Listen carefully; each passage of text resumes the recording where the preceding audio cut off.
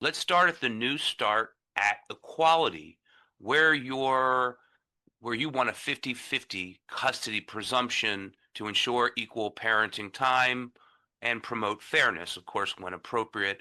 How does your proposed bills differ from the efforts of National Parents Organization and the International Council for Equal Shared Parenting?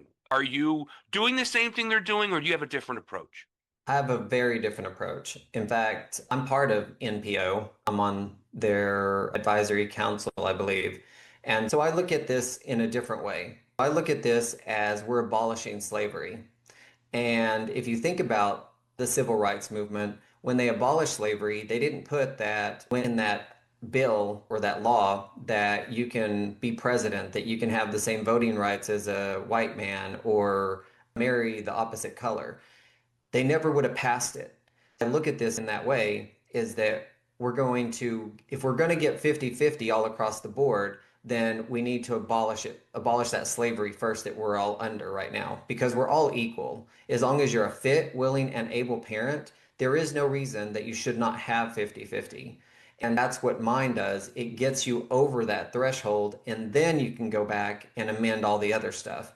My bill is very pretty, and you're going to have a hard time finding a problem with it because the basic part of, or actually the whole bill, you have to be a fit parent, willing to do it parent, able to do it parent, live within 25 miles, and it also heightens that preponderance of evidence to clear and convincing that if the judge is going to go below that threshold, then they have to write findings and facts and conclusions of law, and that makes the courts accountable and transparent.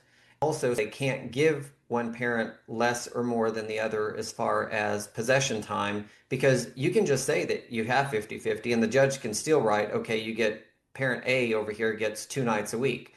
So you stop that bad behavior from courts or not letting them go below that threshold without findings and facts. I put in there that each parent receives no less than 45% of overnights. That stops that bad behavior that they can do. Now everything is transparent and accountable. And this works when the parents are living within 25 miles. I'm assuming that the rationale is when you're within that 25 miles, there's really no reason that both parents can't be taking this child to school or getting the child to school conveniently.